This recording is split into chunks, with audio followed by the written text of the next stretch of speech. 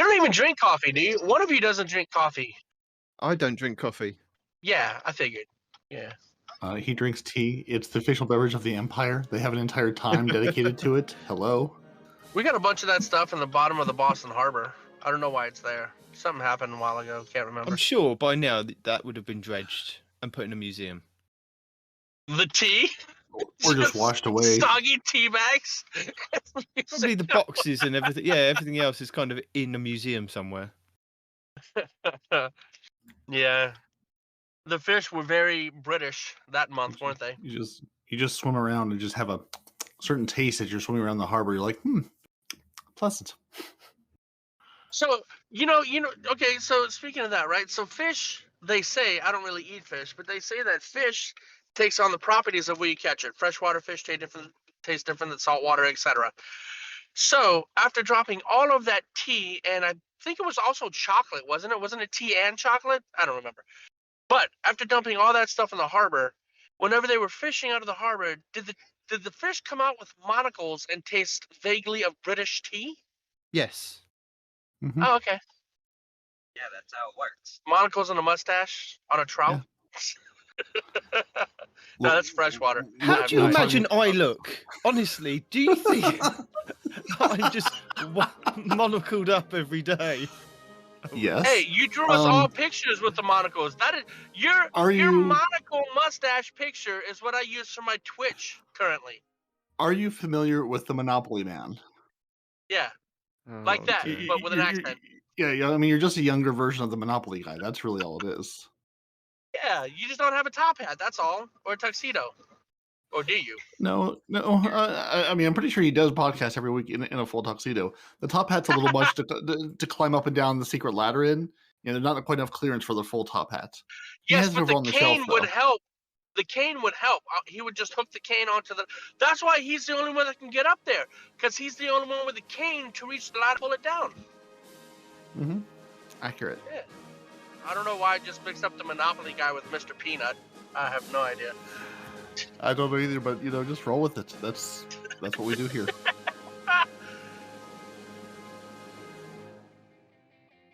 Welcome to Two Titans and a Hunter, a Destiny 2 podcast.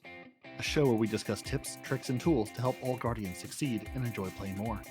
What makes us different? Well, for starters, we're not streamers or YouTubers. We just have a passion for Destiny and are dedicated to keeping Guardians informed and up to date with all the latest Destiny 2 info, news, and opinions. We encourage your questions and feedback. You can contact us either by email at twotitansandahunter@hotmail.com or on Twitter at twotitans_hunter. Now, on with the show. What tea is your preference? Normal tea, just a cup of tea. If I drink a cup of tea, it's there's a cup of tea. no such thing as normal tea. Every tea has got something. Sir, when you go into the shops in Britain, it just says normal tea right next to crumpets. You get one box of each. You put it in your cart. Put it in your trolley. We and have you go Lipton. home. We have Lucienne. We have iced tea. We have hot tea. We have herbal tea. We have green tea. We have... All teas are herbal!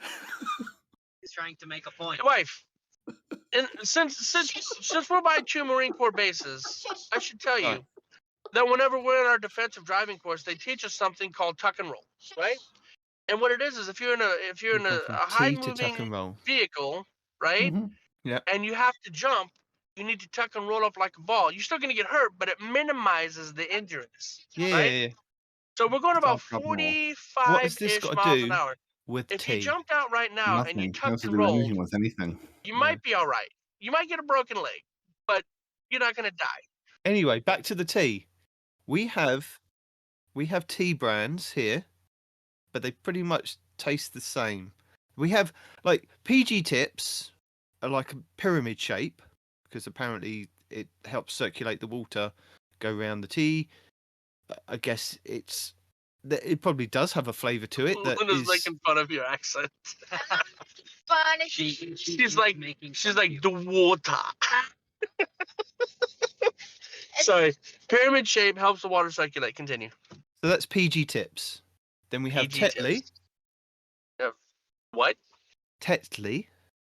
Tetley. I think it is Tetley. I think you should spell these before you say them, because so far I've heard you say tit on 2 different T's, and then you spelled it. Yeah. Okay, so continue. 3,000 whoop-whoos later. But the cool thing about the green tea, I would never drink it plain because it just tastes like hot water. But the thing I like about the green tea is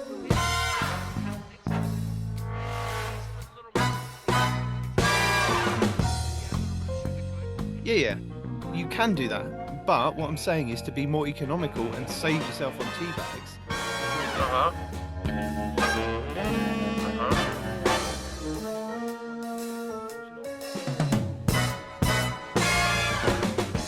Let it steep longer. Just like brewing coffee longer. Let it steep longer, you get more of the tea out of it. Oh my god.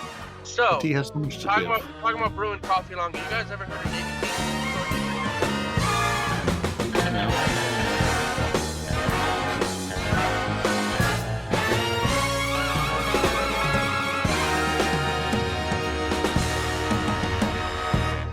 Oh, welcome back to Tea Talk with your host, Nitedemon, Tea talk. Respawn with a car full of people, and Peroty. And animals. Don't forget my dogs, bro. Oh, and dogs, yeah. We haven't heard the dogs, so we have no proof that they're there. That is true. So who's running the Twitch stream from the car? Is that your son's job? No. Hold the camera steady no on Dad's Twitch, face while he drives?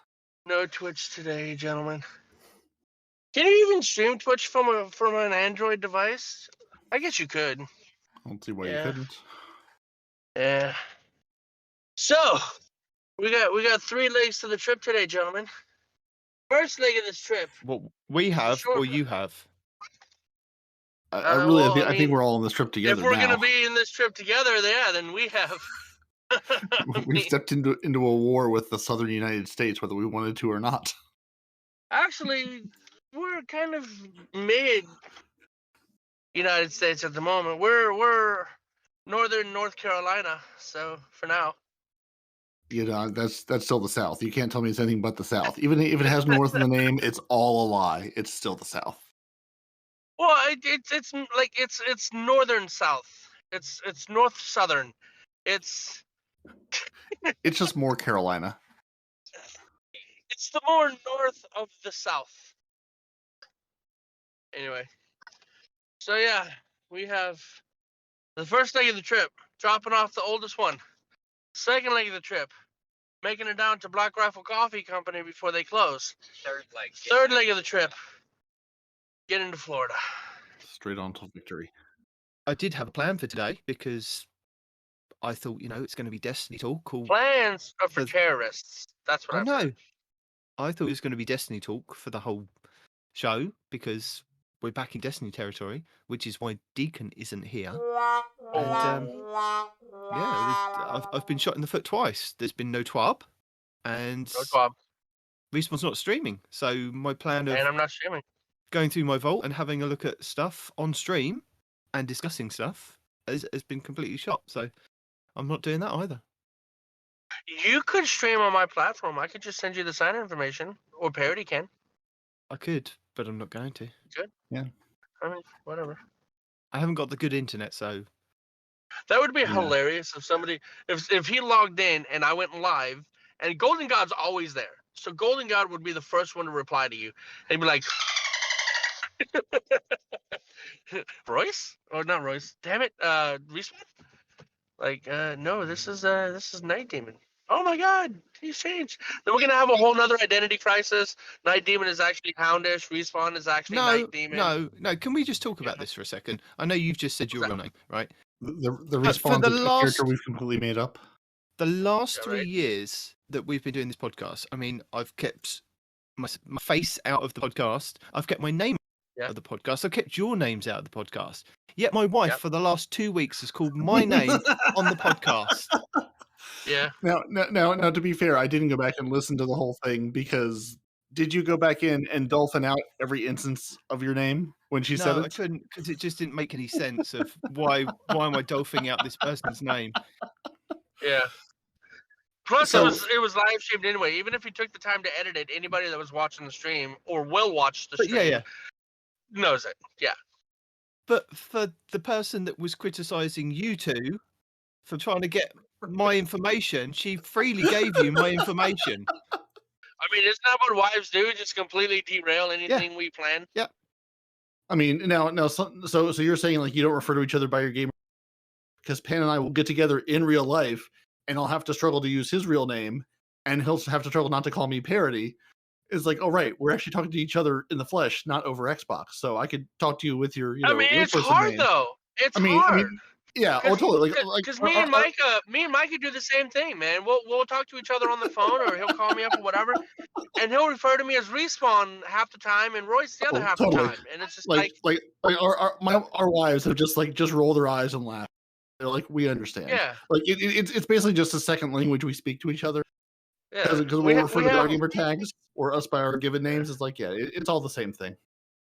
But other people, we have some friends who don't play Destiny and don't Xbox. They look at us like we've lost our minds. But we just slip into like gamer tags. They're like, who are we talking about? Oh, that's your because Fuzzco also lives nearby. It's like, oh yeah, Fuzzco, Pan, and I, and they're like, wait, who? Oh, these three humans here you're sitting at this table with. That's the three of us. These individuals, yeah, right. But I mean, it happens. I mean, Peroty, I'm always gonna call you Peroty because, like, I'll be honest with you, I've forgotten your real name. I only know his name because of the emails he would always send us with his real name on it. So that's why I know his name. But you, I don't have a real name. Yeah, right. You're a robot.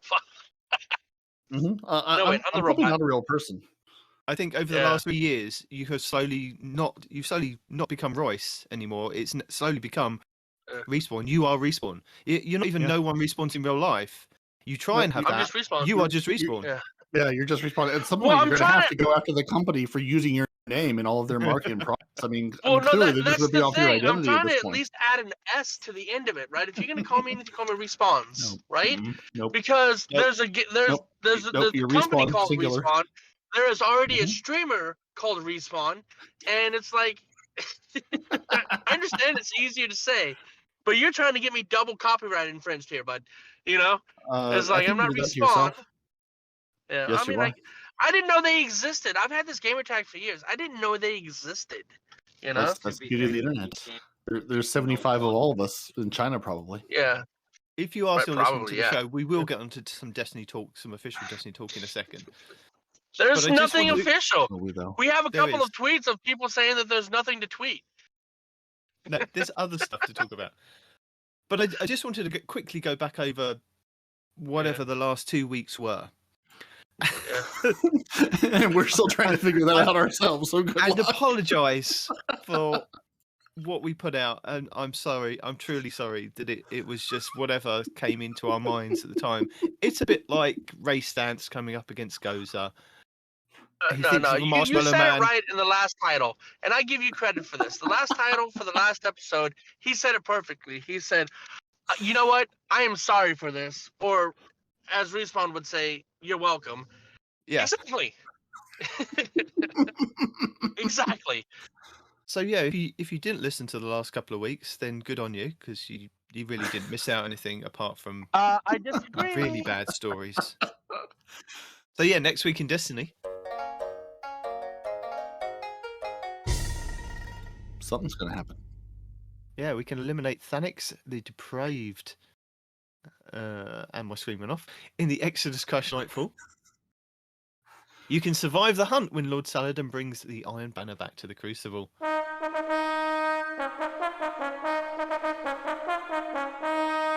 Throw more grenades with bonus Crucible ranks, so that's good. I don't understand why that would make sense. In the Iron Banner. Got it. It's normally throw more grenades when Mayhem returns. I think somebody just copied and pasted and went, Crucible ranks. Yeah, that'll do. Good enough. It's fine. Yeah. We're just recovering from vacation. There's words. It'll be okay. You guys get the idea. Paste. Yeah. Mm-hmm. Have we had an Iron Banner for a couple of weeks? No. Throw that in. Yep. Do that. Yep, that sounds good. Iron Banner with what are we doing Iron Banner with? Let's roll the dice. It's going to be control. Always control. Unless you're in Destiny 1, when it was something different every time. For a while. One day. Yeah, this would be Iron Banner Gambit one of these days where you just succeed fighting the Drifter. That's what I'm waiting on. Yeah, that might be interesting. Iron Banner Gambit. Anyway, but Lord Shaxx brings momentum control back to the Crucible, so guns are a big focus there. So yeah, there's nothing too fancy next week. It's just another week to kind of keep you going along.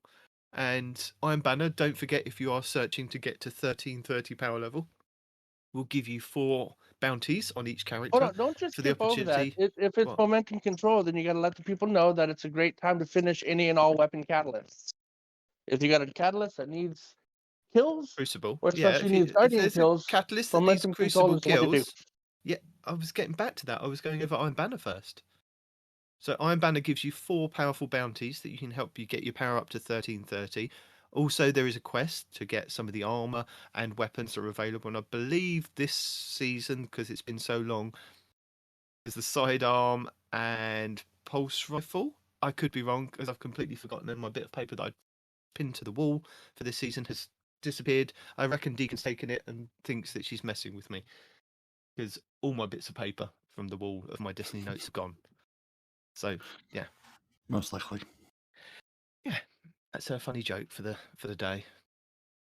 And yes, as Respawn was saying, momentum control is a good way to kind of get some of your catalysts done, especially if you need to get kills with weapons in Crucible. So you're thinking maybe like your Jade Rabbit Scout Rifle, your Mida Multi-Tool, even I think the Dead Man's Tail, your Cryosthesis, because I believe there's one to get so many kills with your freezing in Crucible. I can't remember what the actual thing was. It doesn't tell me on Destiny Night Manager.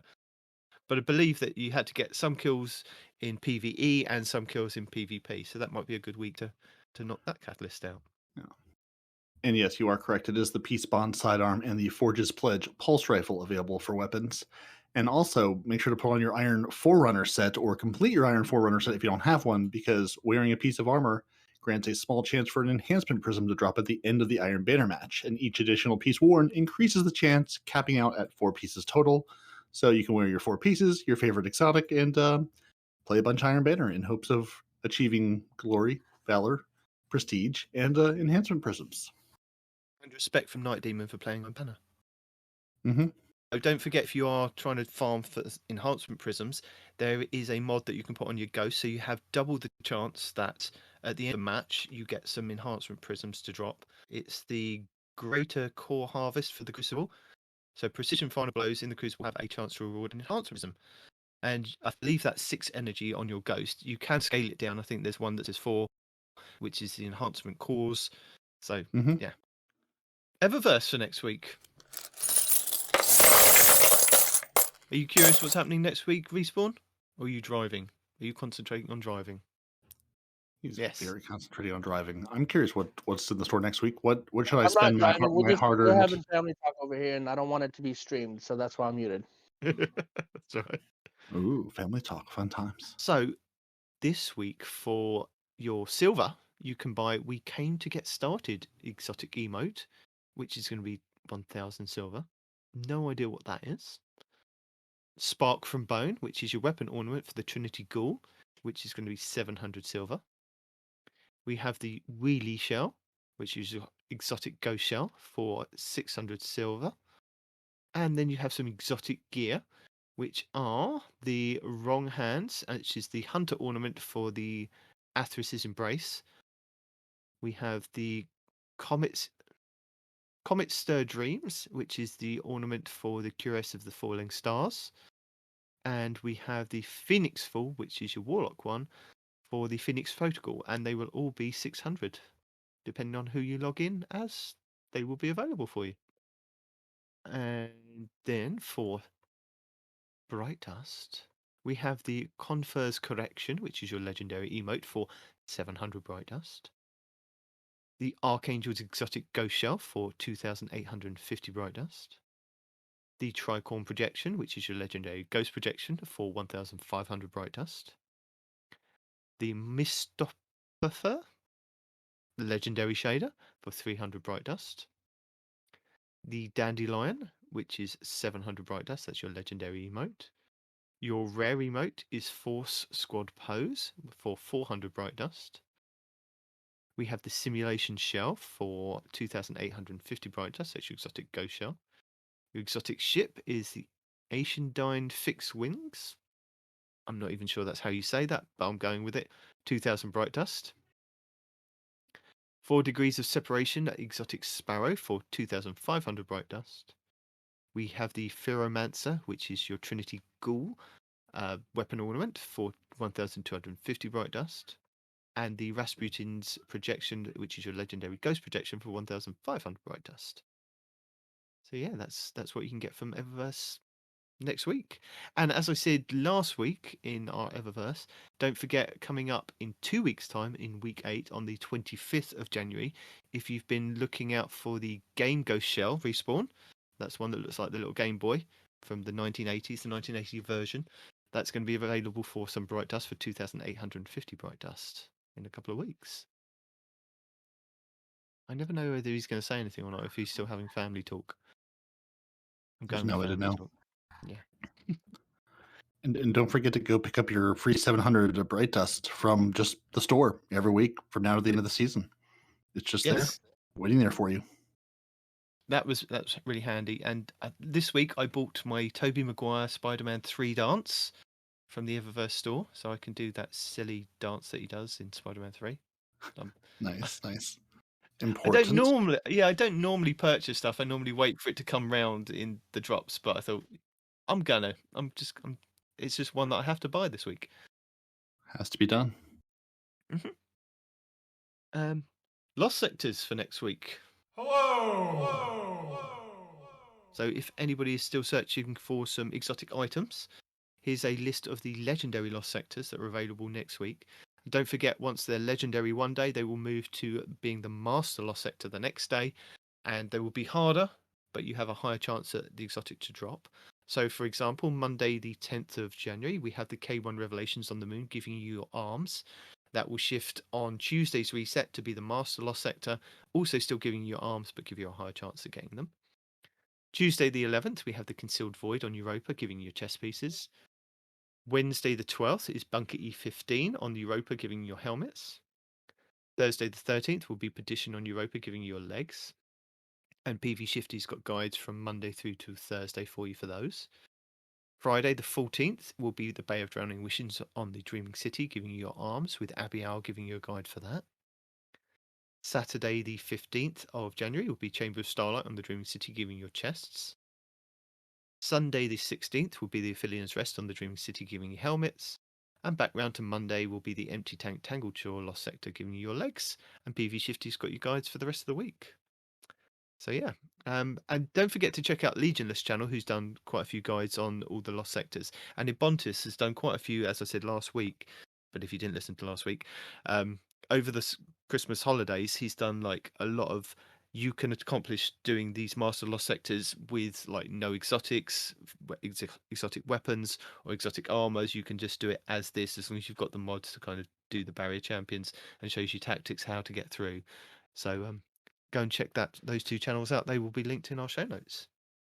Yeah, Pontus is wonderful. He runs those things enough times where he just like live narrates them. I feel like he sees like the lost sectors in his sleep.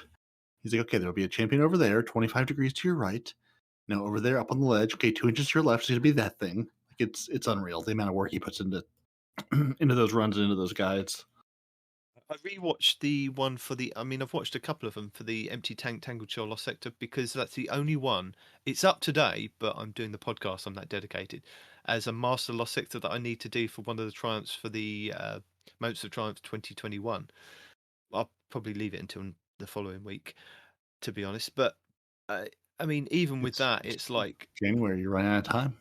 February's getting close. I've got a month and a half. I'm fine. It's the only one I haven't done, but I want to do it on. I want to do it on Master, and I want to do it flawless. And every time I've done it before, I've done it on Legendary, and I've always just died. But following his guide on where to stand in that final boss room, because I always find that final boss room is the thing that gets me.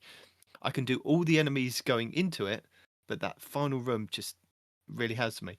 So yeah, he's got a lot of tips for where the enemies come out and how they spawn. And I didn't even realize it. Like the Lost Sector boss, if you hit him as soon as the shield goes down and get him down to like half health, he backs off right to the back of the room. But when the shield initially goes down, he's shielded by the 2 servitors, so you have to be very quick. Like, I think he had a linear fusion rifle, took 2 shots, and with the particle deconstruction on there, made this guy retreat to the back, which then gave him time to then hide, to then take out the snipers, to then take out the servitors, to then just like easily breeze it. And I thought, I wish I could do that every time, but he made it look so easy that it's given me the confidence to do it. I mean, but yeah, I've been doing so like the odd 1 or 2 kind of going through and soloing it master without dying, because there's a lot of chance for that. And a couple of weeks ago, I did manage to do, I think it was last week, when we had the Hollowed Lair Nightfall. You remember I was telling you there's an achievement for not taking any arc damage in that final boss room in the Nightfall. Mm-hmm. Now, Yep. I've been doing it, and I know for 100% certain that I have not taken any damage. And I was getting really frustrated with it, because I was like, I'm hiding in the room, I'm avoiding all the dark arc damage. And what I didn't realise is, and not until I researched it, went further, like deep into Reddit to try and find what was happening. Apparently, the whole team in your Nightfall in that final room are no not one allowed to can take arc take damage. arc damage. And I was like, how am I going to do this? I've been trying to do this for 3 years. and yeah, because somebody takes arc damage in that room unless you're really trying hard to not. Wow. Yeah. Huh. So what I did was Hmm. I put it down to the lowest level that I could do when it came up last week. And on the 4th attempt, or just playing through, because I think I was just playing through just to see if I could do it. On the 4th time, it came up at the end. I was like, thank God. 3 Oh, nice. years it has taken me to do that. And finally, I found 2 guys that were just farming the Nightfall on such a low level that they just kind of one-shotted the boss every time he came out. And nice. So so he didn't have time to because I was hit thinking anybody with arc. Oh, maybe nice. it's because I was getting tethered by him, but then apparently the tether doesn't count. It's just any arc damage in that room, and I couldn't put it on the higher setting because of the little mini screeds that come out. Oh yeah, And yeah. I found a way that I could hide up in, like, there's a crevice that you could hide away, and no, I just had to join in the fight and just hope that I had 2 other competent people to actually get through. So I've done that. I had to melt him quickly. Oh, nice. Yeah, I know. So we tried the other day, and you were taking no damage, but I and Odie or whoever it was with us definitely took arc damage. So don't worry, you're safe. The rest of us, though, crispy, very crispy. And the other one that I was telling you about wild. was to do the 500 ether public events on the Tangled Shore. And how many hours did you have Phoenix sit there and wait for them? No. So the only issue with that is that I have to kind of transmat in where Spider is and then Sparrow to the thing. There's no actual, you can't keep transmatting backwards and forth. You have to go to that place and you have to sit there and play the game. So the other issue with that is that the Ether Harvest isn't the only like public event that happens there. It's not like the one outside where Spider is, that it's just the Prison of Elders drop. You can get a Prison of Elders drop to happen there. You can get an Ether Harvest, and you can get the Fallen come in with their drill. So you get 3 that you have to hope that you're getting the Ether Harvest one out of the 3 public events. And what I didn't realise until I finally completed it, so I can tell you that I did manage to do it. So I was sitting at 300 out of 500, and I'm thinking, this is going to take me every day until February to do, because I've got to sit here and hope that I get the right public event to kind of spawn in, and then either, I don't know whether if it's completions or heroics help. So I sat there, I think it was the beginning of the week, and I did one, and I was like, okay, that's progressed me 1. Right, okay. Next time it came up, there was somebody else that joined in, and both of us, there was only 2 of us, managed to get it to heroic. And I was like, brilliant. And we got it to heroic, finished it, and it went up by 20. And I was thinking, this is good. So if every time that I can do it, it goes up by 20, because I was then at about 400 at that point. I was thinking that would only take me 5 more times, 20 times each time. Way more achievable. That's good to know. So This guy stuck around for, I think, another one. So I got up to about 420, and I was thinking, oh, this is brilliant. So every time we do a heroic, it goes up. And I was doing it and doing it and doing it. And some of them would go heroic, some of them wouldn't. And it wasn't until the last ether hunt that I realised that it's not actually completing it or doing it heroic. It's shooting the little blue balls that count for it. Because halfway through, when I was shooting those little blue balls, however many of those you shoot count towards doing the ether harvest. And I wish I'd found this out beforehand. So Oh, that's wow. easy because it spits out about 25 to 30 of those blue balls that are going to the Right. ether harvest each time. And just sit Which there with makes an auto rifle and just mow them exactly down. that's all I did, and I didn't realize until it actually completed halfway through. And I'm thinking, oh my god! All I had to do was shoot those balls, but you have to shoot 500 of them. So the only one that I've got outstanding on the Tangled Shore before it goes away now is just doing that Master Lost Sector and doing it solo flawless, which is a bit more achievable than doing 500 ether harvests, which I thought, because it doesn't say that. It just says participate in the ether Right. harvest. Yeah, So no, many I out know. of 500. And no, I'm laughing because this is Bungie. This is absolute classic Bungie. Go do a thing. Well, how? Well, we'll give you the vague idea on how to do it. We'll tell you what activity to go play, but how do you need to do it? You'll figure it out, or you Yeah. won't. There's no way to know. Oh my god, that's beautiful. Go do these. Do you need to actually do them? No. Do you need to be heroic? Not really. What do you need Yeah, to so- do? Oh, just shoot the blue ballies. That's all you really need to do this whole time. Oh, Yeah. that is so funny and infuriating all at the same time. Funny to me because I have not done anywhere near as many of these, but that is wild. Well, I'm glad you got it done, and I'm glad you didn't spend 8 hours a day every day from here until until Witch Queen waiting on the the thing to come on. Well, I mean, the triumphs for the Tangled Shore are pretty easy. I mean, you do the Baron hunts, and one for each of those you kind of get done. And you've got enough time to do those until the end of season. And I think the story where the Baron hunts you can participate is the part that is free now until Witch Queen kind of gets here. Mm-hmm. Challenges, I mean, there was one that was Roadhog, which is defeat enemies with Scorn Pikes. If you hang around that initial area where Spider is, at some point there will be some pikes that come along. Or I think even in one of the missions where you take over one of the pikes and you have to get 200 kills. If you stay in that area and just go round and round in circles in that story mission, you can get 200 kills. Mm-hmm. Defeat Ravagers by shooting their explosive sensors. Again, that's pretty easy to do. You only have to do 75 of those, so I think it's 25 per section. And destroy Scorn ether torches, ether shields, or ether binders. You can do that in one of the lost sectors. Shoot those guys that come swinging their torches at you. So that was pretty easy to do. I mean, yeah, I was just looking because I haven't looked at all at what the Tangled Shore things were, and yeah, I've got the I need to kill some more pikes, kill some more blue balls in the public event, and then I've got the 3 do a solo master, do a solo legend, and then the solo flawless lost sector, which I honestly probably won't do because the time spent on a solo flawless master anything doesn't really interest me. But yeah, the rest of these, I've done way more than the required number of just playing the game, seeing as how I'd never really looked at these before. So that's nice. That most of it's stuff you could just do by doing, and then really knuckle down and go, all right, we're going to suffer through this lost sector for a day or two. But but Ebontis and others have phenomenal guides for doing it. If you are a completionist and need to get these done before Witch Queen. I mean, I think there was 2 with regards to the strikes. The Broodhold strike. There's one that says in the strike, destroy both of the Brood Witches within 10 seconds of each other. That's pretty easy if you can burn them right down to kind of nothing each of them and then take them out very quickly. That wasn't an issue. One of the ones that I remember being a little bit of an issue was in the Warden of Nothing strike in that final room.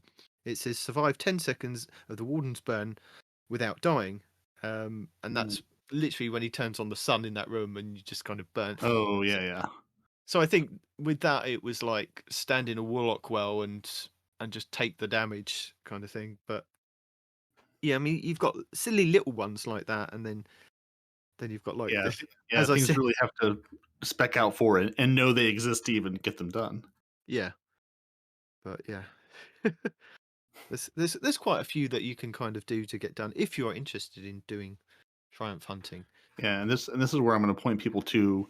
If you're trying, just navigating the triumphs and trying to see what they are, braytech.org, or I think it's now bray.tech, bray.tech. They have a whole triumphs page that you can sort by seal or activity or search and hide all the ones you've done, so you can really narrow down to what am I trying to do and how do I need to get it done.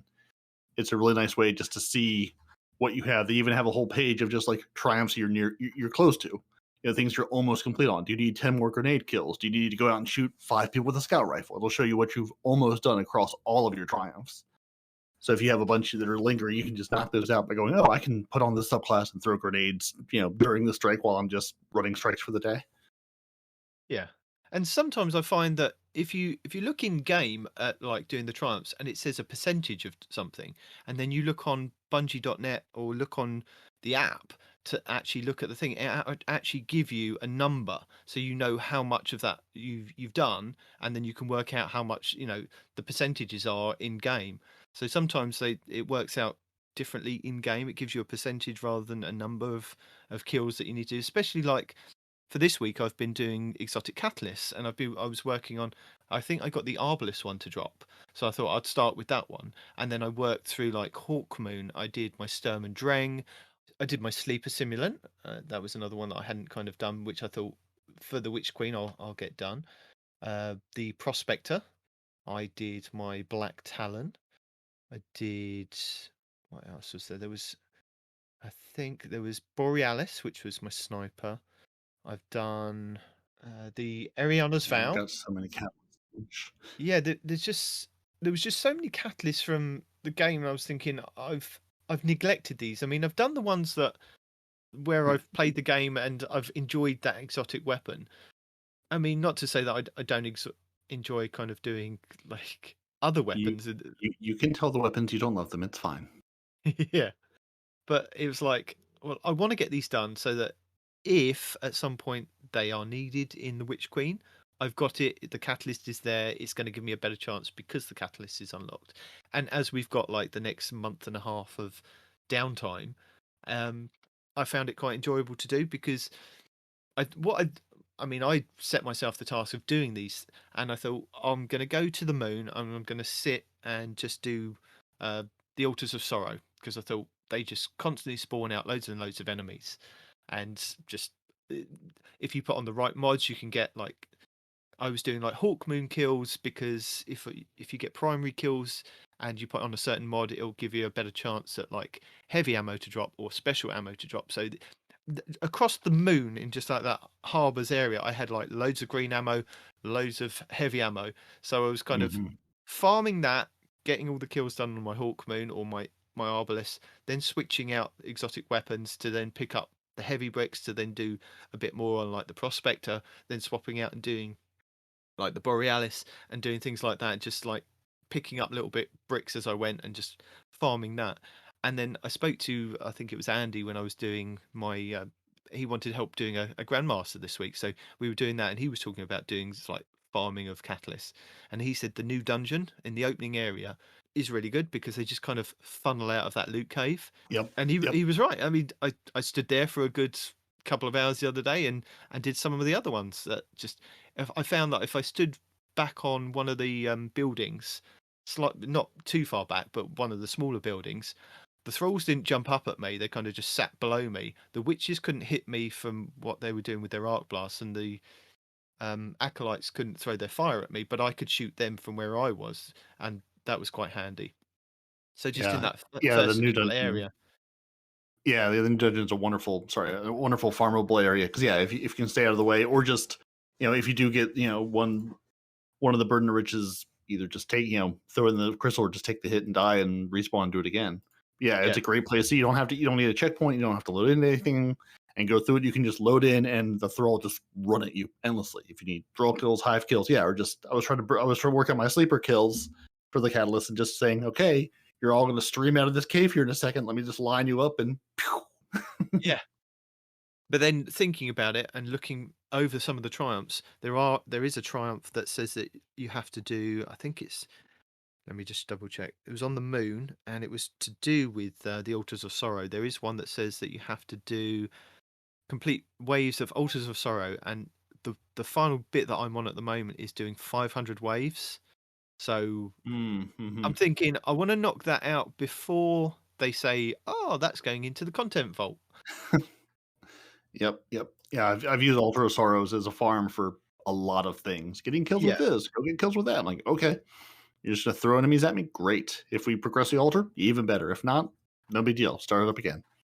Because if we follow the path of where Bungie have gone with like the Destiny content vault and where certain elements are being put into the content vault and then other things are coming out, we're now kind of getting rid of the Tangled Shore. Dreaming City and possibly the Moon are going to be next if they are going to go into the vault. So those are the two places I'm thinking of. Right, I need to kind of do a little bit here and there to make sure that I've got the triumphs that I can do by myself out of the way. I mean, Yep. I've got Set 69 yourself of up. 91 on the Dreaming City, and I've got a month and a half. Yeah, you do. Yeah. Yeah, there's a number of things in the Dreamy City I just told myself I'm never going to complete. I'm never going to go around and shoot all the eggs. I'm never going to do all of the You ascended can do that. challenge You things. can do that. No, I don't want to do that. That's the thing. I absolutely can. I could. I think I've shot 1 or 2 eggs when I stumbled across them, but I never made an effort. And I'm not motivated to do it. It's of all the things I want to do, that's nowhere on the list of how I want to spend my Destiny time. And what I didn't realize with the 30th anniversary dropping at beginning of December, Ada 1 has been reset. Did you notice this? I haven't heard anybody talk about this. Is that with the transmog stuff, if you'd done your 10 bounties on all your characters, Ada 1 has actually been reset, so she's back down to 1 for the next couple of months that we've got left Yeah, of the so season. it really was like a new season. To be honest, I haven't visited Ada because I have maxed my things out and haven't even looked at new sets to unlock because I've got the same armor problem I do with the shader problem. I have a pile of them to sort through and no way to sort or filter or do anything with them. It's just more pieces of armor that I have to look through when I want to put something on. And I don't care. I want to put more things on. I want to play more dress up, but I need a better way to do it. I'm tired of sorting through 5 lists of things to find the one piece of arms that's, on the 5th page every single time. That, is about where I left it, but never in the same place because it regenerates that list every freaking time you go into it. But you might want to get some stuff when next season. And I you might might. need lots of transmog stuff. I might. That's true. Bungie, build me a system to, make it better. You want us to build craft? Give us a way to build craft. Give us a way to do it, or let me do it in a third-party app and then just port it into the game. Something. I mean, I know I can do loadouts with Dim, so that's part of the way. And actually, Dim, I think I just saw this morning dropped in their Dim beta. So I think it's like beta.destinyitemanager.com or follow Dim on all the places you can find Dim. They have a beta now with a fashion thing where you can actually build a fashion set and hopefully load it into the game like you can do the loadouts. So that'll make it a little bit easier versus trying to sort through all the things in game. And if you're not on a brand new streaming console, that can sometimes take a while to load. Yeah. It really is night and day, the Series X and the Xbox One X, just in terms of how fast does my menu load. Like, that's the only feature I've ever wanted from a new Xbox. Just let me load the menus faster. Let me go into a thing and not sit here waiting for my weapons to swirl around before I can change them or armor or any of that stuff. And I know the PC people are all going to say, oh, just get a PC. You can do it that way. I don't want to. Can't make me.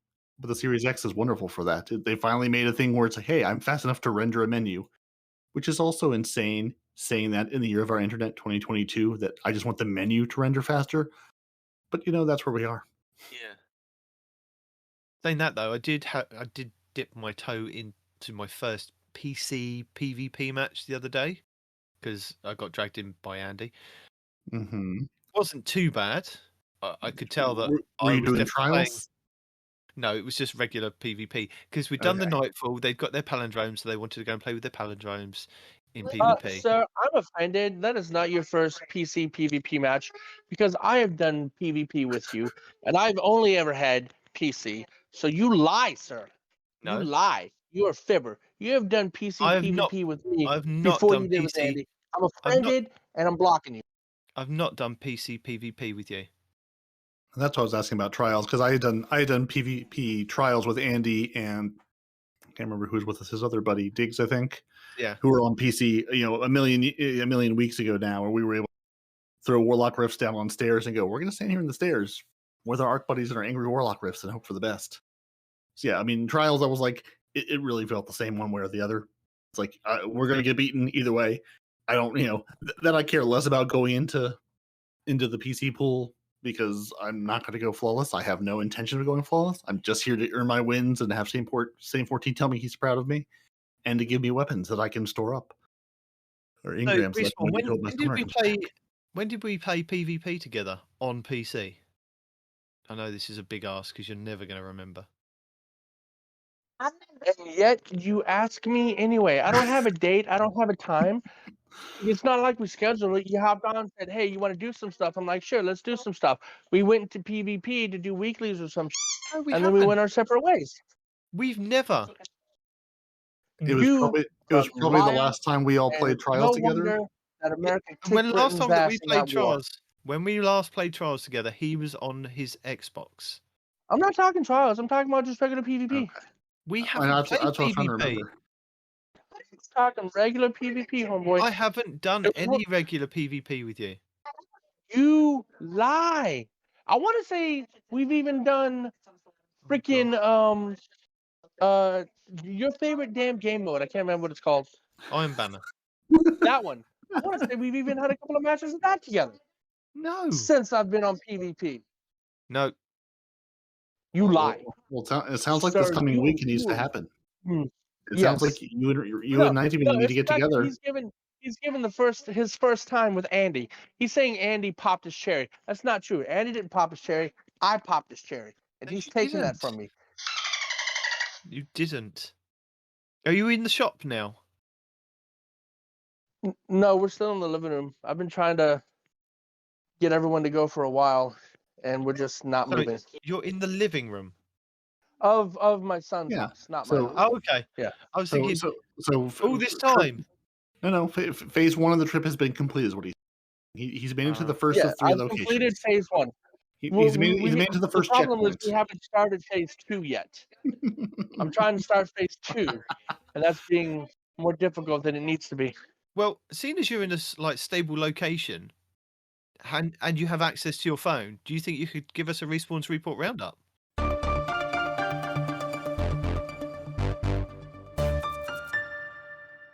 I might as well, since children are screaming. That's a perfect time to start reading things. It is, yeah. And people want to hear from you because they haven't heard from you yet.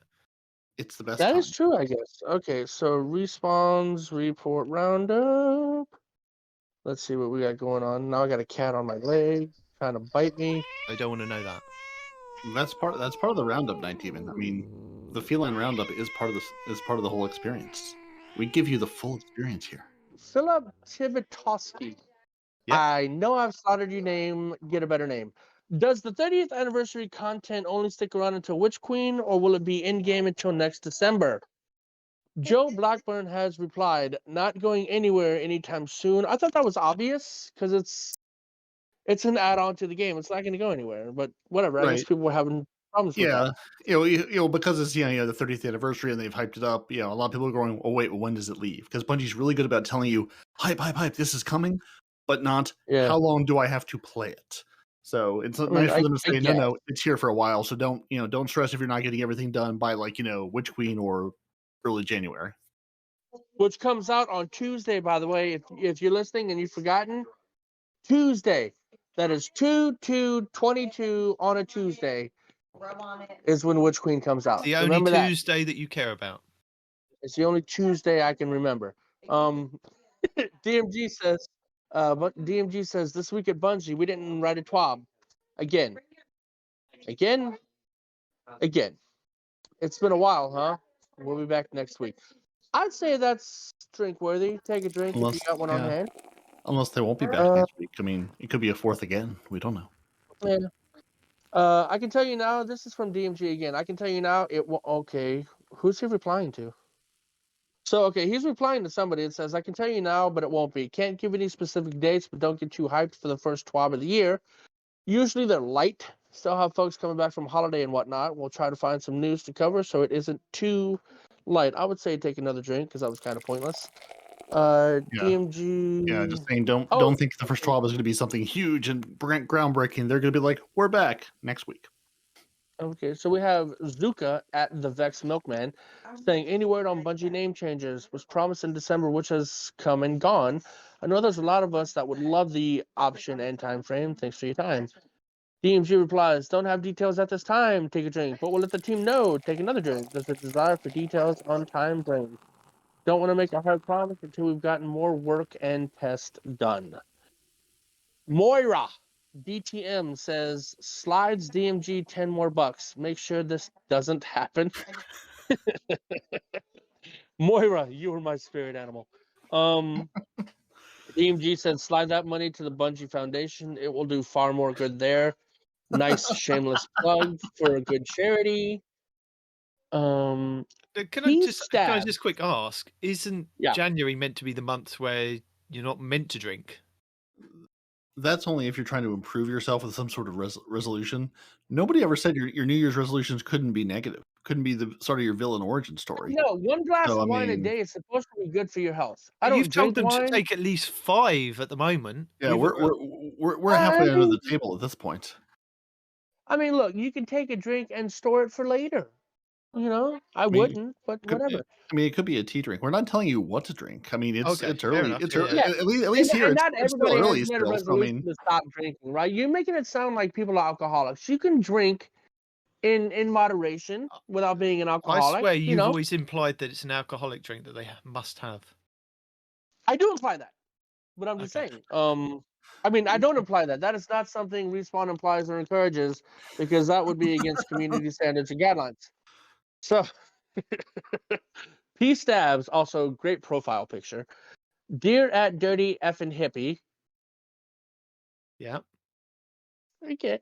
And at Damage Anaconda. Who's Dirty Effin' Hippie? Oh my god, he's forgotten. She is the other community manager. We talked about her a couple of weeks ago. Lady. There you go. Okay. I love your name. I still hate you.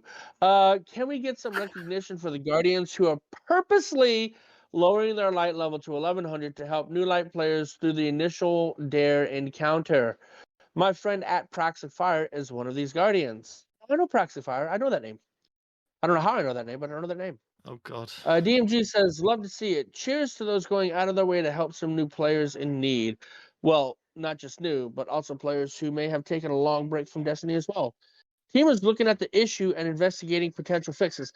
It's not broken, DMG. She's asking, can you give them no, it is, an it's broken. or something? Well, no, it very much is broken, because if, when we all loaded into the new content, it put us right into dares. And if you're at a light level, that's not a problem. You get through dares, you move on with your life. If you're new light, or if you've just come back from the game, it's putting you into an activity that is what is dares? Like 1300 something. And if you're coming in at 1100 or somewhere in there, you're at a 200 light level advantage trying to get through an activity, possibly with a number of other, because it's going to matchmake you with other under leveled people. So you're having people getting stuck. Bad. That's getting stuck in not dares for like what he's reading. Yeah, like people are getting stuck in dares for like, I've seen people who have gone in, at rescue missions that still takes them 20 or 30 minutes to get through dares, because it's them, they lower their light level, basically go in, soloing it, yeah, and then raise their light level again to help the new light folks, or the folks who are taking a break, get through it. Yeah, because when you think about it, the new light people don't have any of the barrier mods, and you've got barrier champions in there. Right, you have no champion mods, so how are you going to deal with champions with no mods? And it dumps you in there day one, the moment you fire the game up. What it said, but I still stand by what I say whenever, because he's not the only person. I've heard other people doing the same thing. The people that are going into these dares specifically to help lower light do need some kind of Bungie recognition. Fix the issue, yes. Read, but also give read the next tweet. It's coming. Read the next tweet. Is it? The answer to your calls are coming. Star Horse wishes to express gratitude to those helping new lights in Dares of Eternity. Complete the activity between now and January 18th to earn the special Circumflux diacritic emblem. Distribution will take place at a later date. That is a good-looking emblem. Respawn approved. It's a good looking emblem. I like it. It's got the black color scheme. It's not got the DQ 9 on there, and it's got some 9 designs. It's pretty dope. But it says, see, that just says complete the activity. It doesn't say Yeah. anything about helping the new light players. You know what I'm Right. saying? So Respawn, yeah. So why? What do I have to do to get this emblem? Tell me what the next tweet says. Like, what is it? Justify I'm lower my working on it. level? Is it justify going on a rescue mission? How do Okay. I We did acquire this discuss a fancy few new emblem? We did discuss a few options. Some being, is there a way to only grant this to people lowering their power? I guess it helps if you read ahead, huh? Issues arise in detecting players who lower their power for matchmaking. I mean, you know what? It just shows how passionate I am about these kinds of things. It shows how in tune I am with the community that I start yelling and bitching about things that should happen that are in the next tweet. You see? A week after everybody else I'm did, in and they've already tune with our addressed it. fans. Right? Issues arise in detecting players who lower their power for matchmaking. If they increase their power by match end, they wouldn't qualify. Well, that's stupid. Also, didn't want a situation where players lower their power as much as they could, but then ended up 10 over the threshold for detection. This way, everyone will get the benefit and we can all celebrate together. Much love. That to me seems like a participation trophy instead of just giving it to the guys that deserve it. I understand what he just said. I understand they're going to have issues detecting the people that deserve it. I get that. Well, that's the thing. But You can't, because if you went in on a new light save mission and then raise your light level to get them through it, you actually wouldn't qualify for the emblem because you raised your light again. So you'd be in the same boat as all the other new light players, just with the champion mods. Yeah. So I mean, at least they did yeah. something. But yeah, they're like, and also, they're like, we could take in time to figure out how to give this emblem just to certain people, or just say, hey, go do this, because there have been a number of people launching new light save missions, including a couple of listeners of our show, I think, that were like, hey, I'm gonna go do this because I'm a good human. Good job, good humans. Yep. Next tweet says basically the same thing. Skipping down to where I see a hunter. Yes, that is a hunter. Players that are lower in power level need some help in the Dares of Eternity activity. How can you assist? Grab some low power gear from your collections and hop into matchmaking. You can swap back to your normal loadout after you've found a match, but he says if you do that, you won't qualify. So keep with your low gear. You do you do qualify because basically they're saying if you play Dares between now and January 18th, which is 10 days from when we record, you will get the emblem. You don't have to do anything special. But he was saying that you play Dares, you get the emblem. He was saying that if they only did it to people whose light level were low. No, they're giving it to everyone, but what he's saying is... Why am I being yelled at? In my house. Oh. And we're trying to... I'm just a loud guy, man. Send them outside. It's warm enough there. Yeah. So basically, anyone that participates is going to get the emblem, but DMG is saying that if you want to, you can help any of those players that are at very low level by lowering your own power level, by going into your collections and putting like low armor on, low weapons on to get in to be in match made with those people that need the help, and then putting your other stuff back on to then help them out, I guess. Because they will tell your friends about that amazing hunter or titan or warlock that came in to help them and got them stuck in an activity they were destined to be in forever and having a terrible time with. You could be cool, like, and God, I always, Stefan, we're gonna call you Stefan because ENKASKAL are apparently words I can't put together. Who on Twitter was like, hey, I had to pick up some ammo from Ada to drop my power, or armor from Ada to drop my power, but even working with the plus 26 artifact, gotten a few groups through now, and even if it's just me and 5 1100s, still takes about 20 minutes per run. So, good on you. Hop it into a new light save missions. I know Detrick was like, hey, this looks like a good idea. What is your other name? Who else got back to us? DVK Media was also like, hey, I'm gonna jump in save missions. So good on you. It's nice.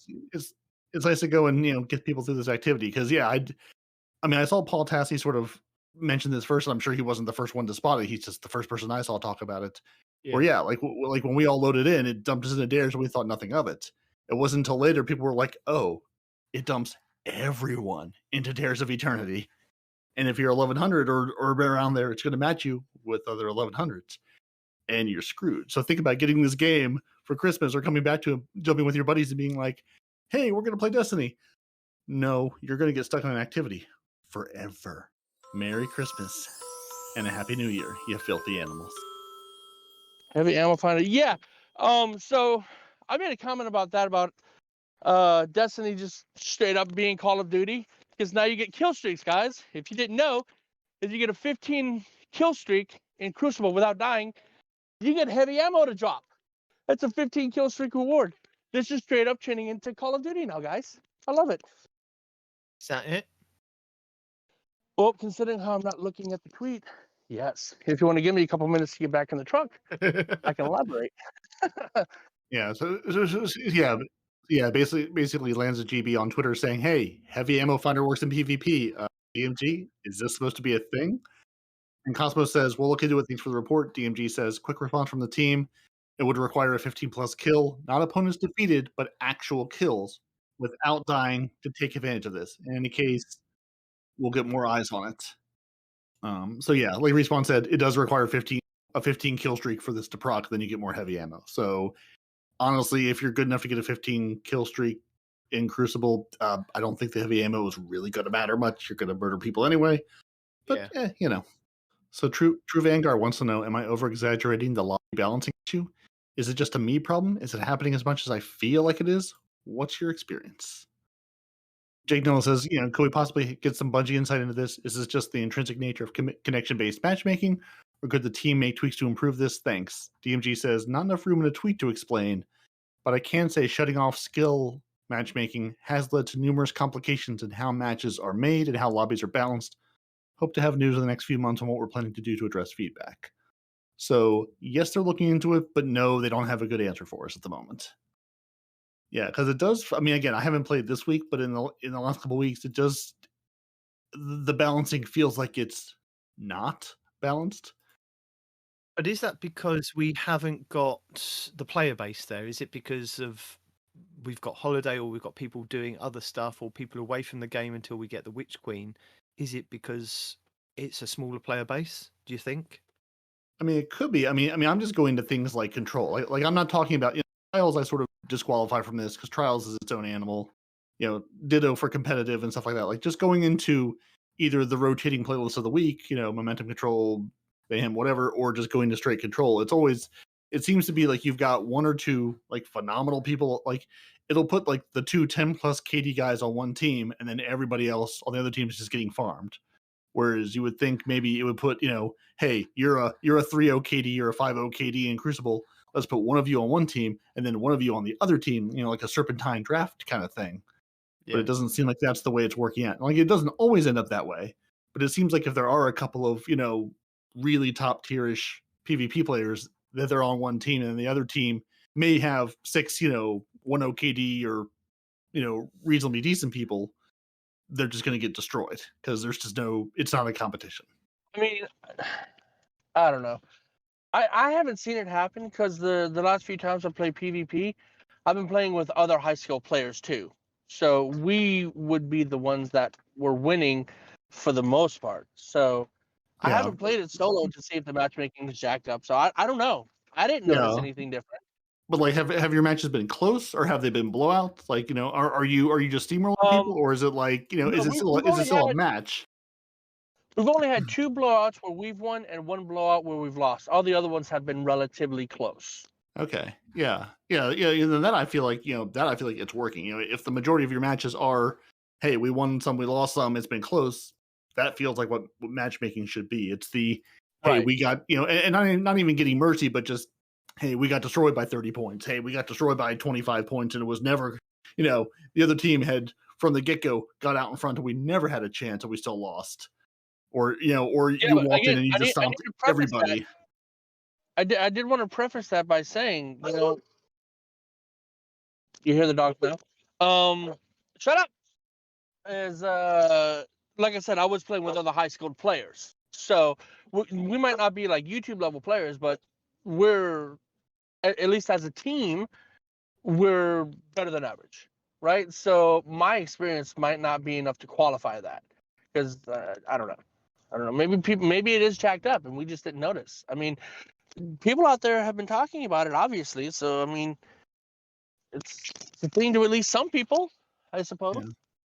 Yeah. And like, what's your experience been? Because I assume you've played some PvP and will be playing a bunch of PvP in the next week. To be honest, I did my snowballs in the lost sectors, and I baked all my cookies, got all of that done. So I haven't actually been in PvP continuously for a good couple of weeks. Probably not before.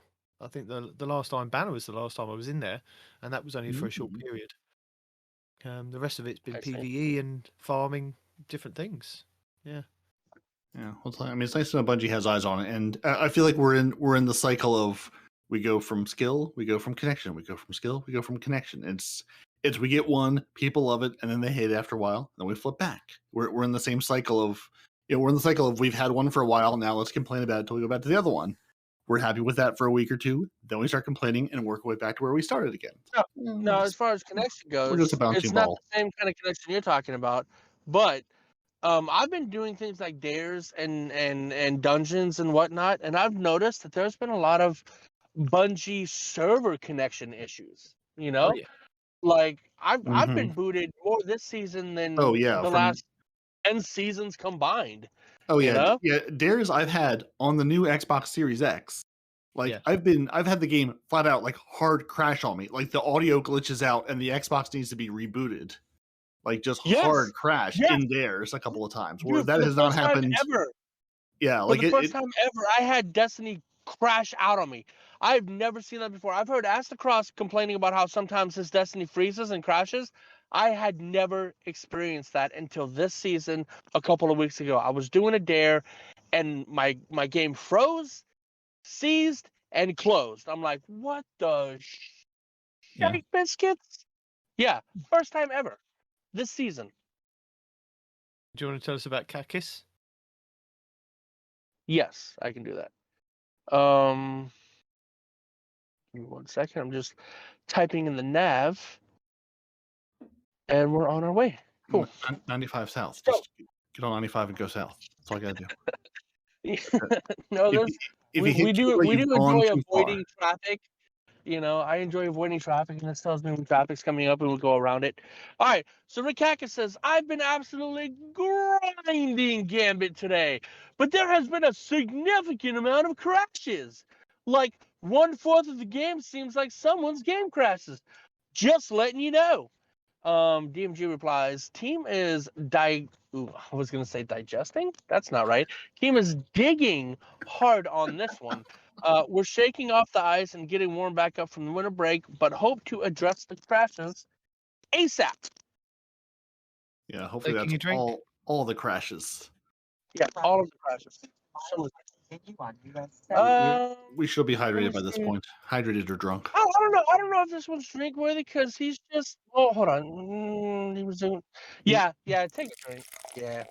There's no information inside his stuff. He's just. Yeah, I mean, he didn't pass it on to the team, but the team is already digging, so it has been passed on. So it sounds like we should have taken a drink in the past. It's hard to say. Yeah. And then posted by Raw126. Good name. It's time to revert the 6-second respawn timer in the Crucible. DMG replied to this guy. Team will be looking at this over the next couple of weeks. We'll let y'all know what's happening when a decision has been made. That's absolutely take a drink. So, beverage of your choice for the last tweet we have to deal with. Well, not tweet, but the last item in Respawn's report roundup. And I hope you're significantly hydrated from this week's roundup. Good. I am. I've been drinking this whole time. I do have a headache though. You see, I thought you were going to stay away from the caffeine, bro. You need to drink more things or different things. I woke up with a headache. I mean, that might have something to do with. Never mind.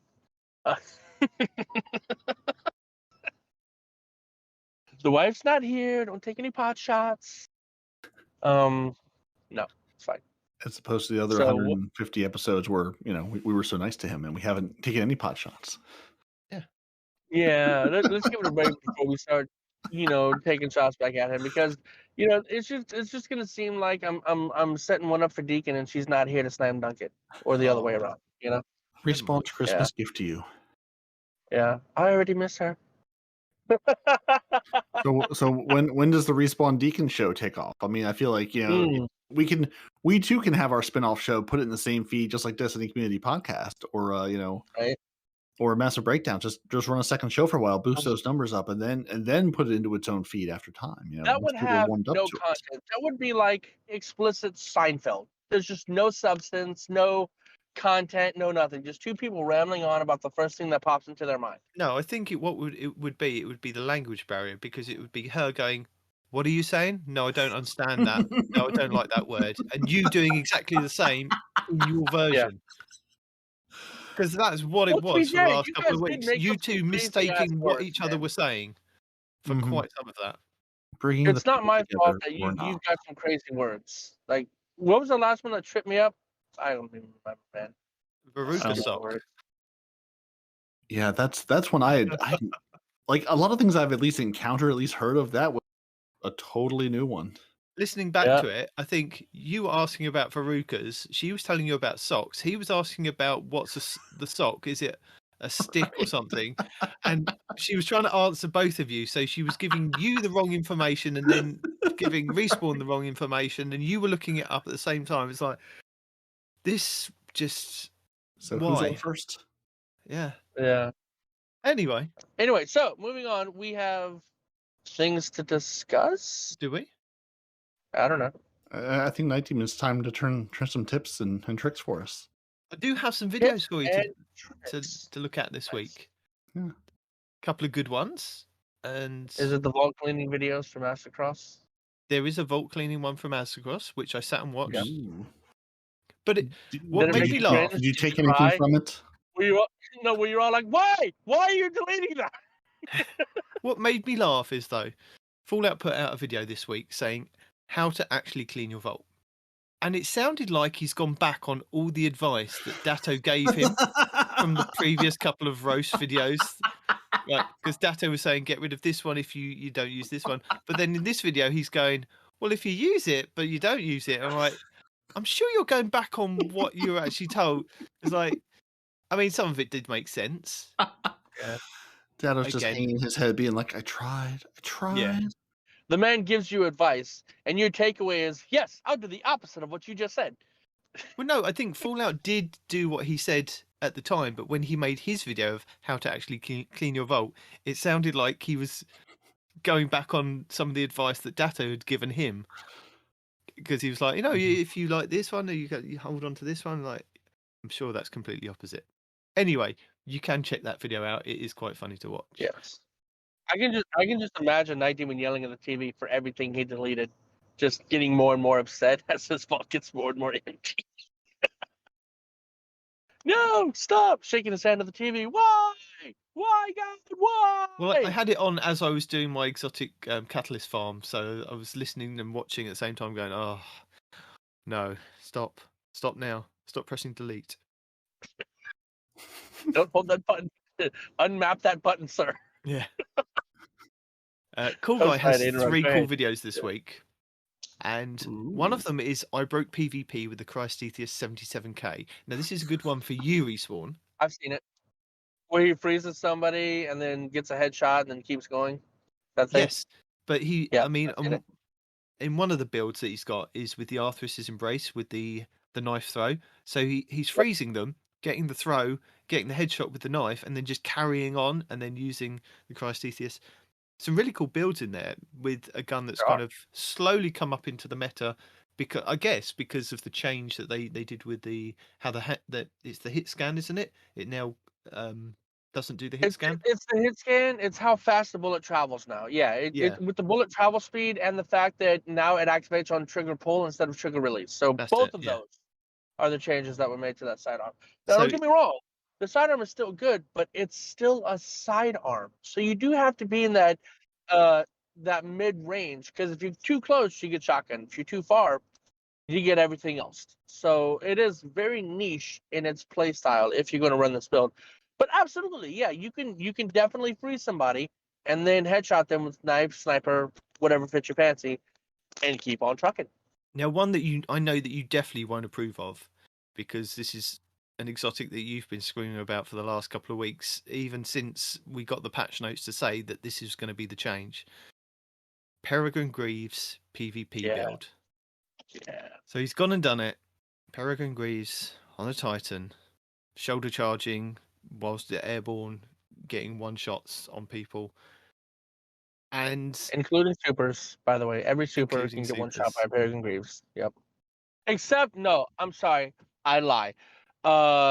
When you have Arc, Hunter, Middle Tree, you can't reflect the kick, but you will survive it. Just so you know. But aside from that super, he'll one shot every other super in the game. yeah, he did bait somebody that was doing that with the spinning stick of doom. He baited them round the corner. They came around the corner slashing, and he'd already kind of run back and backtracked and got them Took him out. in their super. So yeah. But yeah, that was quite a good one and that was building on some of the builds that you can use with the Peregrine Greaves. And that went into another video that he then did, which you then have to kind of watch afterwards, which was called the One Burst BXR. And he was talking about what in this new meta can help you get a one burst with that new pulse rifle. And it's with the Warlock, with rifts and things. Yeah. Oh, with an empowering rift. Yeah. A one burst. A Ooh. one burst. But Yeah. it's not just the empowering, it's the empowering melee there's that gonna be you can more. do. Yes, it's the empowering melee that you can do on the middle tree. So you can get an empowered melee kill and then just get a one-shot burst with the BXR if you've got the BXR that's got that perk where you do a melee kill. Because it gives you that I think it says after your initial melee kill, it will give you extra damage on the next pull of the trigger. So it literally it will burst damage somebody down like nobody's business. It's fantastic. And they're probably also standing in a rift too, an But empowering rift. No, they're not. But you can use an empowering Really? rift to help get like two bursts because he goes over a couple of other builds that you can use with hunters and titans to get two burst skills with. The only other one that he said that is a one burst is if you've got a titan bubble, which again gives you the empowering, and if you've got extra stuff. But watch the videos because it's definitely right now Warlocks are in a good place though. If you get Arc Buddies in an empowering rift with a pulse rifle, I mean really anything, but I say pulse rifle and or scout rifle because you can have that range with the Warlock. But yeah, dude, they are so deadly in PvP this season. Last season too, but yeah, Arc Buddies plus empowering rift, you get one shot by Lemon Arc. Period. Flat out, right? You die with the Lemon Arc, one shot. And then just any other weapon, the scout rifle, pulse rifle, some of the longer range hand cannons, it is nay impossible to 1v1 a guy standing in an empowering rift unless you just one shot him with a sniper or something. You're done. You come in charging with your Peregrine Greaves. Or that, yeah, and get him before he shoots you in the face. But you saying that, TDT this week has done a community Warlock PvP build. You know, these are the guys that they take like some of the suggestions from their community, and he's done a couple of builds on just Warlocks in PvP. Now, one of them is a bit of a troll build that they made him do, but then a couple of them, like you said, there's an empowering rift with the No Time to Explain. So once you get the empowering rift with the Arc Souls and you get the No Time to Explain little bubble up again, it works really well. But there are there's a good couple of builds in there that he's put together. One that he's been rocking for like the last 4 years, which is the initial one that he goes over in the video. There's another one where they use the Symmetry Scout Rifle. It's also very deadly. There's another one where, believe it or not, they use Outbreak Perfected. Yeah, but that's not in this video. No, not this video, but there were other videos that I was watching that I can't pull up right now that use Symmetry and Outbreak Perfected. You can't do this to people. You can't tell them half the information and go, I was watching a video. We have many channels in the Discord that you can send me a link and go, can we include this? Here's the information. Warlock, Empowering Rift, Arc Buddy. That's it. And then Symmetry Scout Rifle. I know I said I had a headache, but I'm definitely getting even more of a headache. You know, look, there's the build. There's the video. You don't need to watch it. It's not a video. You haven't even given me a link. It's a video for the mind. Oh, sure. Yeah. You might have to do a search on YouTube for whatever he's coming out with. Yeah. As Sikos goes over the full auto retrofit breakdown on several of the weapons and why you might want to put it on some of them, why you might not want to put it on others. So, yeah, it does not. I knew this off the top of my head already. It does not increase the rate of fire. You can tell just by adding it on there. but it does make. But he does things put it on like- there just to show you that it doesn't. Oh, but it Correct. makes it real. It makes it real fun. I slapped that thing on my messenger like immediately. It Yep. just yeah. I mean See, that's the Messenger is that's one of been the my ones you meta. don't want it on because it's a slow firing. It is. It Can't tell really me what to shines do, when you put sir. it on. I'm not telling you what to do. I'm just saying, like, you can put it on there, yes, but it shines best when used, all right, with a fast-firing pulse rifle or 180 RPM hand cannon, or just like a good God, what's the name of that scout rifle everybody uses, including myself, that I can't freaking remember. The one that everybody uses that's got explosive rounds. It's really common in raids and whatnot. You put full auto on that bad boy, it makes the game easier. You know, it doesn't make you more powerful per se, but there's a lot of times, especially when you find some of these pulse rifles or scout rifles, that you can't reach, or not can't, you don't often reach the pinnacle of its speed because you just don't. But when you put that full auto on there, it's firing at its full speed the whole time, which really is good for the faster firing weapons. You know what I'm saying? And it was a good video. I still recommend you watch it. It's still a good video. But yeah. I mean, and honestly, that's what I've used the full retrofit on, is things where if I want to focus more on where I'm putting my shots versus doing that and pulling the trigger, I can just hold the trigger down with a pulse rifle now, or non full auto gun of your choice, and focus on aiming less than aiming and then pulling the trigger, which sometimes can throw my aim off because I'm good at this. But it's nice to be able to sort of hone in and just go, I can hold this down, use every weapon like an auto rifle, but it's not going to be any faster, but at least it makes me a little more accurate because it's one less thing I have to think about as an old man trying to play video games. The VOG hand cannon, the one where you can get Firefly and explosive rounds. I have one that's got not Firefly and explosive rounds. I've got one that's got Rewind and Firefly, and I'll put the full auto mod on that. Dude, it is an ad clearing machine once you do that. You know what I'm saying? Bringer, yeah. It feels so good. Fate Bringer, yeah. And not only that, but the previous raid, the space raid, the Deep Stone Crypt. That one. We're here to I've got that hand cannon coming out with. Thank you. With the double magazine capacity and Lucky Pants, bro. Yo. I put the full auto mod on that boy, put on Lucky Pants, and pulled that bad boy out with 30 rounds in the clip. Oh, you can just shoot forever. Damn thing. 8 people. So you I hit 8 people in one go. I have this vision of Respawn speaking, and then Night Team and I being like the sort of like a sign language interpreter off to the side, but instead it's like it's like it's like live dubbing. This thing, Deep Stone Crypt. And then there's this thing, Lucky Pants. And then there's this. Hey, I got the Lucky Pants part by myself. We're the narrators for your life. That's all we're really here for. Yeah. And it's very much appreciated and helpful. Is it? It is. To him, yes. No, it is, because I hate struggling with these things. I mean, what's aggravating is when y'all let me dangle. You know the answer, and you just let me dangle. It's like, oh, I hate you. And you will make me look this damn thing up because I can't freaking remember it and waste all this time when you know it. Just help a brother out, bro. You know what I'm saying? But it's more fun this way. I can give you a couple of videos that do help a brother out this week.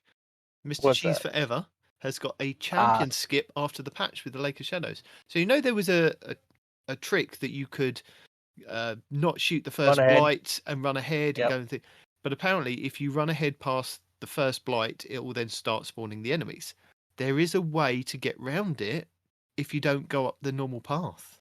But you have to check out Cheese's video to see what you can do. Nice. And also, he has a grasp of do you still get platinum rewards, though? Yes. That's the question. Yes. Okay, good. Then yes. Oh, nice. He also has a grasp of avarice dungeon servitor encounter skip. Now, this is glitching through one of the walls in one of the servitor encounter and sword flying. And apparently, there is a box hidden up in the sky behind the map that if you throw your super at and kill this whatever's in this box, I think it's an enemy in the box, it will then just complete the encounter. You then come back out of the wall and then just don't have to do any of that servitor bomb throwing at all. really interesting. So check that video out. That is wild. It boggles my mind how these guys just find these things. You Well, know? apparently, I think know I've said it a lot, but it's just like, like who thinks of these things that they do to find these breaks in the game? one of the Wow. people, I can't remember whether it was the champion skip in the Lake of Shadows or the Grasp of Avarice. One of them was Squirlock Holmes. Yeah, I don't doubt that at all. Him, Froggy, and Cheese, they break the game so many damn ways, man. That's their job. We won't stop them. No, we'll keep Ibontis, plugging them though. yeah, Ibontis has how to get the Moments of Triumph 21 completed. If you are struggling with different things, he's got a few tips in his video of how to get those done. Marshix, if you are wanting to do a solo flawless Shattered Throne in 2022 with no exotics, he's got you a guide for that. Esoteric, if you're interested in this god playing like all the nightmare hunts, he does all of the 8 nightmare hunts on the moon. Time trials, solo flawless. He does all of them. Solo flawless time trials. So this Wow. is complete them in 7 minutes on the master difficulty for those. Insane. I mean, I've done them solo. I've never done solo flawless time trial. Yeah. Damn. No, backing up to the other video. Which the one? Shattered Throne. Yep. The Shattered Throne one. Right? Is it only one class, or can we do that with any class? He does it with any class, or he shows you. Oh, nice. It tells you tips of which class to run for doing different things. So like in the end encounter, you say do this with Warlock, do this with Titan, do this with Hunter, like, and the same with like the ogre boss as well. So what to do and where you can kind of skip and where to stand. And that's some content I can appreciate, because a lot of these guys are like, hey, you can do this thing, but you got to be on a Titan, you got to have this, you got to have that, yada yada. Now this guy that shows you how to do it on every character, mwah, chef's kiss. Thank you, Marshix, yeah. Marshix. If you're interested in build crafting, Cami Cakes has a Deacon Not Approved video for 100, I think it's an hour and 45 minutes of build crafting advanced guide, getting into all the like kind of nitty gritty of how to build your characters out in this new Min-maxing? how to kind of min-max basically. So if you're interested in watching that, that's a good watch.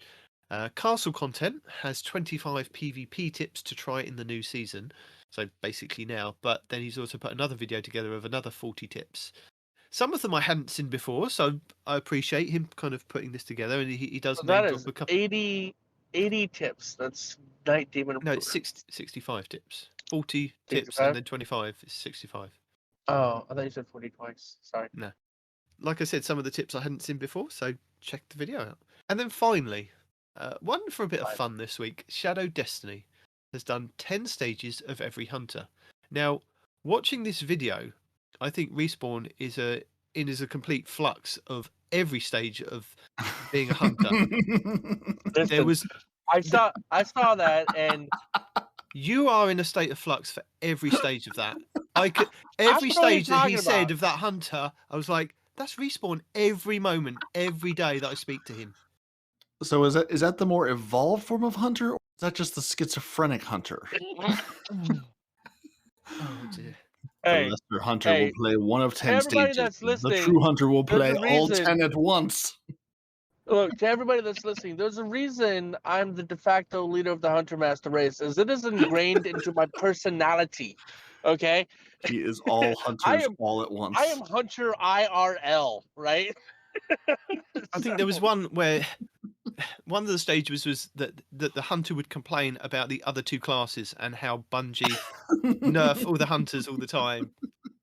And then they would play the other classes and then go straight back to the hunter and don't understand why people would play those because the hunter is the master race. And I'm thinking, all of this, it was just like, it's so Respawn. This is just Respawn. There's no other reason to play the other races unless you're trying to get a drop from like a raid or something. There's no other reason. And even then, I think you really force yourself, don't you? Absolutely. Especially when it comes to the Titan. I dread picking the Titan. It's like, But so far, all of the exotics I've ever gotten from a raid, 99% Warlock, 1% Titan, 0% Hunter. From raids. Yeah, Warlock is my go-to. If I need something to drop, I know the Warlock will get it done for me. Don't understand it. It's just how the world works. But if I need legendaries, like legendary god rolls, Hunter all day, every day. Boom, got him. So yeah, There you go. that's all my selected videos this week. But do check out our show notes if you are interested in doing any of the Shattered Realm guides. We have Abontis' guides for weeks 1 to 3 in there. They are solo and flawless in the legendary one. We have the Tangled Shore guides, going over some of the things that you might want to do in the Tangled Shore before it goes away. We have our Grandmaster Nightfall tips and tricks from many a good YouTuber in there. And then we have all our other links in the bottom of the show notes, so check those out. So if you're looking for something Destiny related, like Peroty said, we have got the braytech.org, Little Light, light.gg, Lowly Devs, cosmodrone.page, that will give you ample amounts of time to kind of just sift through and look at different things. So check that out. And as we move into a world of build crafting, where Destiny really wants to be an RPG and say, min-max a build, actually go in with a build versus here's just the thing you want. I'm really curious to see who's going to build out what and how we're going to do this, because it doesn't seem like we're getting any of this in the game anytime soon. So I'm really curious if Dim or Ishtar Commander, Little Light, one of those becomes you go in there to create the build that you then load into the game with, because putting that together in game there's no tools for it. So I'm really curious to see if some of that is coming with Witch Queen, or if it's going to be you need to rely on the Destiny community to really play this game to its fullest, as you have from the moment where we could access our vault from space from a phone. So no, what you were saying something before when I was talking about, hey, you should just, instead of me being in orbit to change gear or whatever, I could just be anywhere to change gear. And you said that would involve them giving access to some part of the code that they didn't want to. And that also, at the time, we didn't have the capability of it swapping our mods on the armor. It would swap the armor and the weapons around if you were in space, but it wouldn't swap the mods. Well, now Bungie's, or I don't know if it's Bungie that's allow it, or if these guys just have figured it out. No, it's 300%. It's 100% Bungie allowing it. It's giving them access in the API to do new things. Good, because now we've taken a step forward, and now it will also change your mods. So you can have armor sets that have different mods on them depending on the activity that you're going to do. Let's say you're going to go do Last Wish Raid, and you want all your taken damage mods on there. Boom. You hit that build, it loads your armor set that you want, in addition to all the taken mods that you want. So we're one step in the right direction. We just need to get there so that once I'm in the raid, I can change my armor on the fly instead of having to go manually do it. Because once you're in an activity, you can no longer change the armor from dim, right? Which I think is dumb. I want to change it anytime, any place, anywhere, based on not only the activity, but what part of the activity I'm in without having to go to orbit first. Well, no, if you're in an activity, just go into it manually and change it, unless it's locked loadouts. I know. Well, no, because even then, I have so many different loadouts. Shut up. I have so many different loadouts with so many different things based on the exotic that I'm using, right? And they have to go back there, and then they all look the same too, because I'm a hunter, so they all have to look the same. I have a look, and every piece of armor has got they all look the same. So I can't just say, oh, that's the one for this build, that's the one for that build, that's the one for that build, because they're all the same. They're all the same element. They're all the same everything. They just have different stat numbers on them and potentially different mods. So me going in there and manually doing that would take way longer than it needs to be. Just let me hit a button in dim and do it for me, and we can keep going. That's why whenever you try to play something with Respawn, it's 45 minutes of him getting his loadout to look right and 5 minutes of actual gameplay. Fashion game is on point, though. Let me tell you. Again, I'll refer you back to the Shadow Destiny video. Shut your ears, man. One of the stages. I can't tell you He's just saying it's one of the stages. I think it's all the stages. It's every stage of let me screw around with how I look before we get into this. And then you got Titans out there looking like Patrick Star, right? So you can't judge me. You can't judge hunters. We're not the only ones that care about fashion. Who? Patrick Star from SpongeBob. There's a Titan build out there where the Titan looks like the starfish from SpongeBob. Right, okay. Yeah, it's actually kind of hilarious. No, I'm Optimus Prime. Are you though? I am. Because I saw that, and that's one of the 2 Titan builds I've seen that actually looks sick. Yeah. The other being your Dino. But unless one of you's got actually anything to add, we could call it the day. We could just say that's it. I think we're good. Dogs are sleeping, kids asleep, wife's about to pass out. Oh, good. Yeah, I think we're good. We finished phase 1 of the journey. We're entering phase 2, and we're letting you, dear listener, go off into your week, and we're going to say thank you for joining us. Your Titans are Peroty and Nitedemon. Your hunter is no one Respawns in real life, or as we call him, Respawn, singular, trademark, copyrighted. It's just Respawn. Your lore scribe is not Arf, who we send all our best wishes to in the new year. Maybe we'll bring you some lore in 2022. Maybe we won't. There's no way to know. Everything is uncertain. You know what is certain, though? You should email the show at twotitansandahunter@hotmail.com and give us all of your hottest or coldest takes. You can find us on Twitter at twotitans_hunter and tell us, about your new lightsaber missions, or how you've made your character look amazing, or which of the 10 stages of the hunter are you, and is it all 10 and why? We're on Instagram and Facebook. Go bug Nitedemon there. He loves your messages and your notes and your 3 a.m. ramblings. They're all his favorite things. You can find your favorite guardian in the tower, just dancing the night away, or waiting for little balls to respawn and shoot them before the Tangled Shore goes out in February. We're out there in the game, unless we're not. Unless we're on the road, driving down 95, getting closer and closer to coffee. And we leave you, friends, to listen to the show on Apple Podcasts, Google Play, Spotify, and everywhere fine podcasts are sold. You should watch the show on YouTube because, it boosts our numbers, and we love numbers. Numbers are delicious. And until next week, where maybe we'll have a TWAB, maybe we won't. Maybe it will be more tea and coffee chat. There's really no way to tell what's going to happen week to week. And with that, gents, give the people your closing thoughts or say goodbye, and we'll do this again 5 days from now. 7 days, 10 days. Here we are. 2 Titans and a Hunter, a Destiny 2 podcast.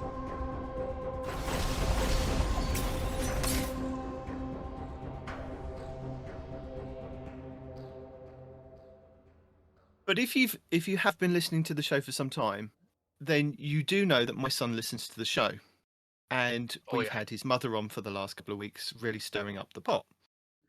And last week, Respawn made a comment about possibly getting together with my wife at some point and having Phoenix. And right, okay. Wait, did he hear that? Oh, Jesus. Not yet. Not yet. But not saying that my son is literally your son, and going on the fact that you do not listen to what people say or anything that goes on around you. That takes too much time.